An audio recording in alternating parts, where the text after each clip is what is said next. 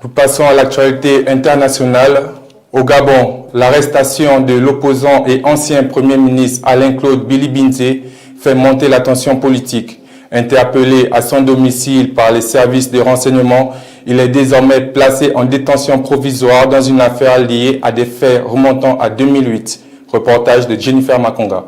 À Libreville, l'arrestation d'une figure majeure de l'opposition suscite de vives réactions. L'ancien Premier ministre, devenu l'un des principaux visages critiques du pouvoir en place, a été interpellé mercredi par les agents de la Direction générale de recherche selon son parti politique. Au cœur de cette affaire, une créance non réglée datant de 2008, liée à l'organisation d'un événement culturel national. Une prestataire affirme ne pas avoir été payée et accuse l'ancien responsable politique d'avoir reçu une somme d'environ 5 millions de francs CFA sans remboursement. Le parquet évoque des soupçons de fraude et d'abus de confiance, tandis que l'opposant a été placé en détention provisoire dans le cadre de l'enquête. Mais du côté de son parti, la réaction est immédiate. Ses proches dénoncent une arrestation qu'ils jugent brutale et politiquement motivée, estimant que cette affaire révèle de la responsabilité de l'État et non d'un individu agissant dans un cadre institutionnel. Cette interpellation intervient dans un contexte politique encore fragile, marqué par le coup d'État de 2023 et la recomposition du paysage politique gabonais. Ancien chef de gouvernement sous Ali Bongo Ondimba,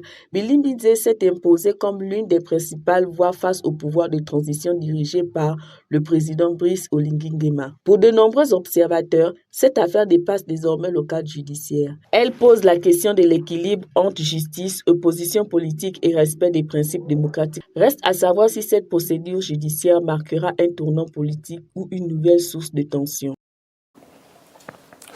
En Afrique australe, le pape Léon XIV poursuit sa visite apostolique en Angola.